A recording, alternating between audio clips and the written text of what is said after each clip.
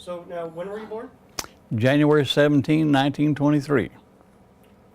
Where were you born? At a little area north of Sallisaw, Oklahoma, known as Brushy Creek area. Out in the country, way out in the country.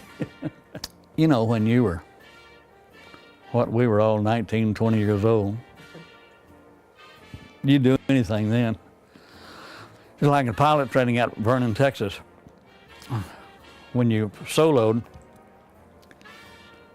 the deal was you had to fly under a certain bridge over there to show that you were the man. I know when I flew under and I got back to the field, my instructor came up and had a piece of twig.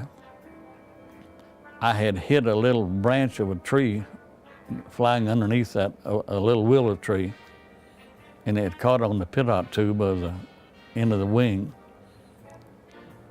So he brought it up to me and he says, "You've been under the bridge, haven't you?" Was this in a trainer? Yeah, in a trainer, an old PT trainer. And I said, "Yeah, I flew under it." He said, "I can see."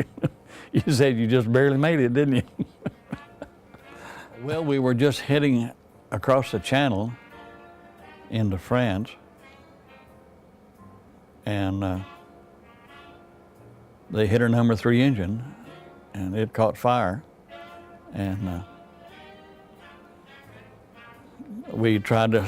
pilot tried to slip it, and to try to put the fire out, but it got behind the firewall, and so he said, "We gotta go, boys, we gotta go." So we bailed out, and the plane,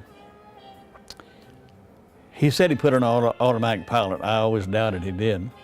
But anyway, the plane flew out, and it circled and came back and exploded. And that's when our ball turret gunner got killed. In fact, I met General Patton because he called in for help to hit a particular town one evening.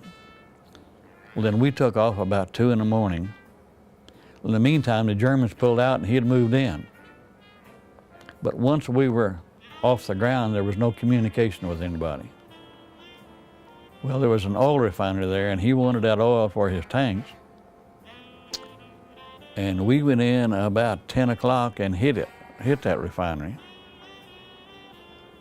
Well, then 2 days later, he was back at our airfield and wanted to know who led that raid on that airfield that hit his oil. And so the colonel said, "He's sitting right there."